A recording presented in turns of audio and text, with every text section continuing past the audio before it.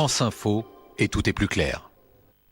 Bonjour à tous, bon réveil et bienvenue dans la matinale de France Info qui commence par une première demi-heure d'actualité en images préparée par Julien Gall. Bonjour Julien. Bonjour Samuel, bonjour à tous. À la une de l'actualité, notamment les vaccinodromes. Oui, les vaccinodromes dans les stades, avec notamment le Stade de France à Paris, au programme jusqu'à 3000 injections par jour dans ces stades. Le Stade de France qui est un peu l'un des symboles de cette nouvelle politique de vaccination massive. L'essentiel de l'actu, c'est maintenant avec Julien Gall et on se retrouve à 6h30 avec toute l'équipe de la matinale de France Info. Bon mardi à tous.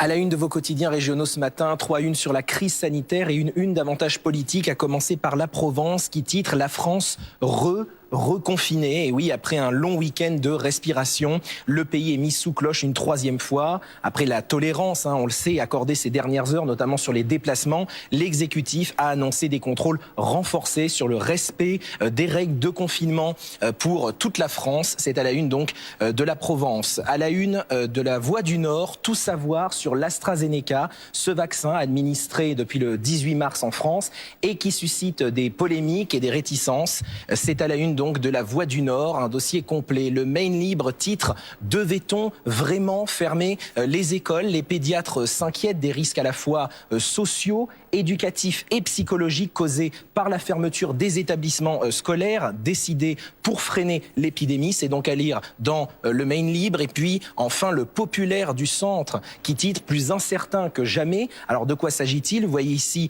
sur la photo le Conseil régional de Nouvelle-Aquitaine. Les élections régionales doivent normalement se tenir le 13 et le 20 juin, mais vont-elles avoir lieu? Les candidats n'ont pas encore débuté leur campagne. Alors, plus incertaines que jamais, les élections régionales, c'est à la une ce matin du Populaire du Centre.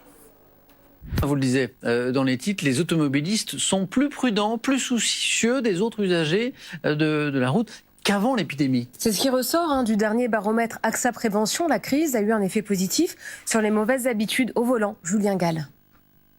La crise sanitaire a un effet positif sur la conduite des Français.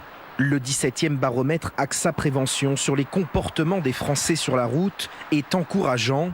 Les automobilistes sont plus prudents et plus soucieux des autres usagers qu'avant l'épidémie.